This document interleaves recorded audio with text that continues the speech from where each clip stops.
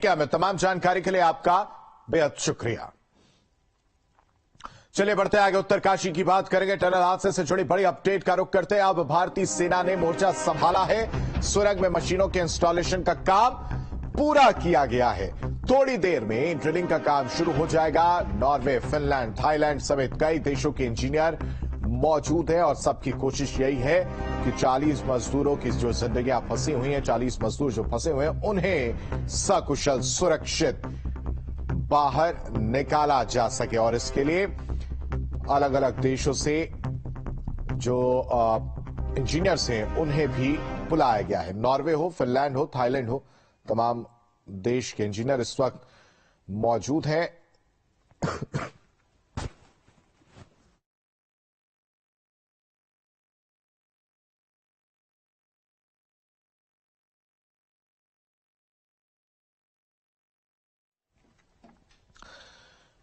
तो अब भारतीय सेना ने मोर्चा संभाल लिया है और अब उम्मीद की जा रही है कि आज 5वां दिन है और इस 5वें दिन पर एक अच्छी खबर निकलकर सामने आए। जिस तरह से मशीनें खराब हुई थी उसके बाद से जो वहां पर मजदूर थे वो भी नाराज हो गए थे, परिजन भी पहुंचे हुए हैं और लगातार अपने परिजनों से बातचीत भी जो लोग फंसे हैं उनकी कराई गई है।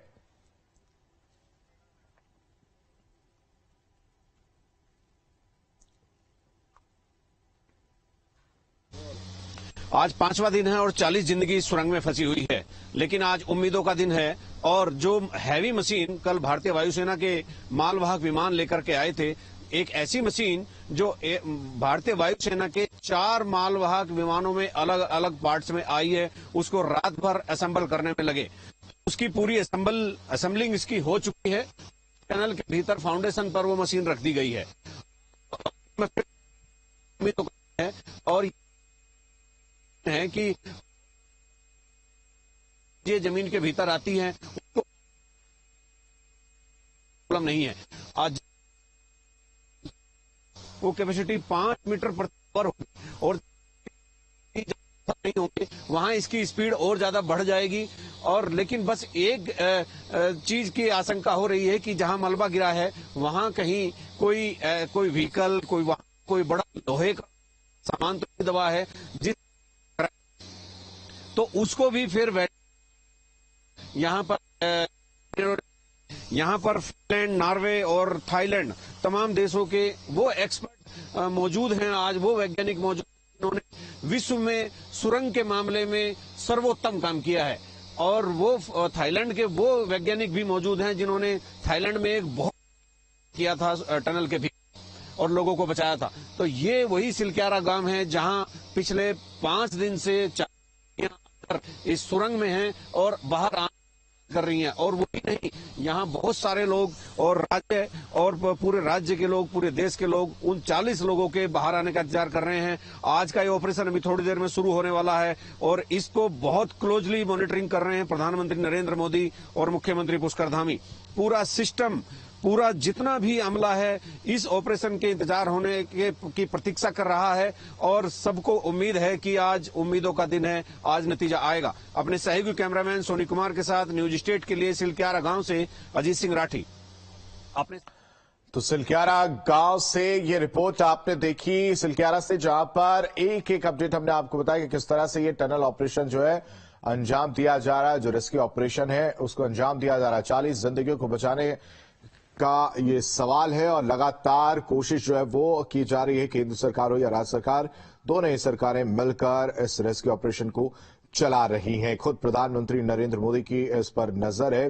पीएमओ की तरफ से भारतीय सेना ने अब इसमें मोर्चा संभाला हुआ है और 40 जिंदगियों को जल्द ही बचाने की जदोजहद शुरू की जाएगी। दरअसल अब जो है मशीनों को इंस्टॉल कर लिया गया और इसके बाद जो अगला प्रोसेस होता है वो ये होगा कि ड्रिलिंग का काम इसमें शुरू कर दिया जाएगा। ड्रिलिंग करके वो एक रास्ता बना जाएगा जिसमें पाइप फिट होगा और उस पाइप के अंदर से एक एक करके 40 के 40 मजदूर बाहर निकलते हुए नजर आएंगे। तो 5वां दिन है और बड़ी चुनौती है आज भी। अजीत इस घर पर ज्यादा जानकारी के साथ हमारे साथ जुड़े। अजीत, सबसे पहले अपडेट आप दे दीजिए कि इंस्टॉलेशन पूरा हो चुका और कितनी देर में अब जो है ड्रिलिंग का काम शुरू कर दिया जाएगा।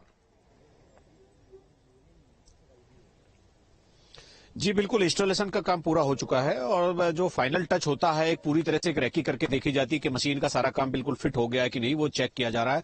और मुझे लगता है कि थोड़ी बहुत देर में मशीन अपना काम करना शुरू कर देगी। जैसे ही ऑपरेशन शुरू होगा और तो उसके बाद फिर देखा जाएगा कि ऑपरेशन सही दिशा में जा रहा है कि नहीं जा रहा है।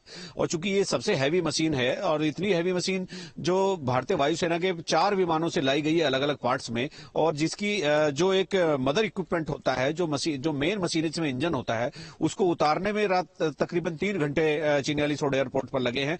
तो ये इन सब चीजों को देखते हुए, इस हाई टेक्निक को देखते हुए लगता है कि ये मशीन कारगर साबित हो जाएगी और थोड़ी देर में ये ऑपरेशन चालू होगा। जी अजीत, कोई बैकअप प्लान इन केस अगर ये मशीनें काम नहीं करती, क्योंकि इससे पहले हमने ये तस्वीर देखी जहां मशीन फेल हो गई थी, मशीनें जो है वो टूट गई थी, इसकी वजह से दिक्कतों का सामना करना पड़ा था और फिर ये दिन और आगे बढ़ गया है। आज 5वां दिन है। देखिए, जो परसों मशीन लगी थी तो उसके आगे की शाफ्ट टूट गई थी। तो वो जो शाफ्ट टूटने के बाद फिर, और मशीन भी इतनी मजबूत, इतनी स्ट्रांग नहीं थी, उसकी इतनी कैपेसिटी नहीं थी जो अंदर के बोल्डर थे उनको जो है चीर कर आगे बढ़ जाए।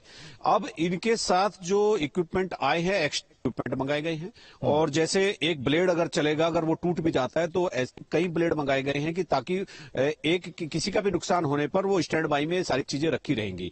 उम्मीद तो यही है कि ये मशीन कारगर साबित होगी।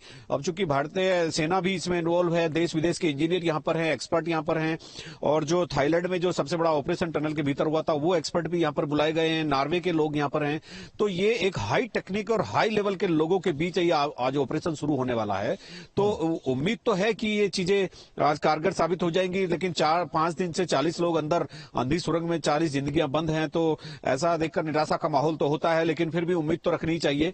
और मशीन जब शुरू होगी उसके बाद ही अजीत, जो मजदूर फंसे हैं उनको लेकर कोई अपडेट, उनसे आज बातचीत हो पाई हो? क्योंकि कुछ एक दिन पहले अगर बातचीत की गई थी तो उसमें बताया जा रहा था कि मजदूर की तबीयत भी खराब हुई थी। बाकी मजदूरों की क्या स्थिति है अभी?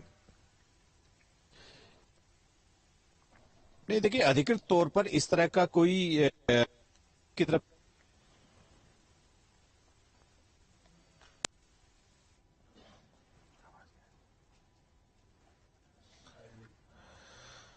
तो भारतीय सेना ने मोर्चा संभाला हुआ। जीत ग्राउंड जीरो से एक एक अपडेट दे रहे थे। मौके पर न्यूज स्ट्रीट की टीम मौजूद है और एक एक अपडेट हम आपको दे रहे हैं लगातार। अब जो आपको अपडेट बता दें कि मशीनों को इंस्टॉलेशन का काम पूरा कर लिया गया है और अब से कुछ ही देर बाद ड्रिलिंग का काम शुरू कर दिया जाएगा। इस दौरान कई तरह की चुनौतियां हैं, क्योंकि ऊपर से बताया जा रहा है कि जो मट्टी है वो धंस रही है, धीरे धीरे नीचे की ओर आ रही है, जिसकी वजह से दिक्कतों का सामना करना पड़ रहा है। थोड़ी देर में ड्रिलिंग का काम शुरू हो जाएगा और एक एक करके 40 जिंदगियों को बचाया जाएगा। रेस्क्यू ऑपरेशन लगातार जारी है।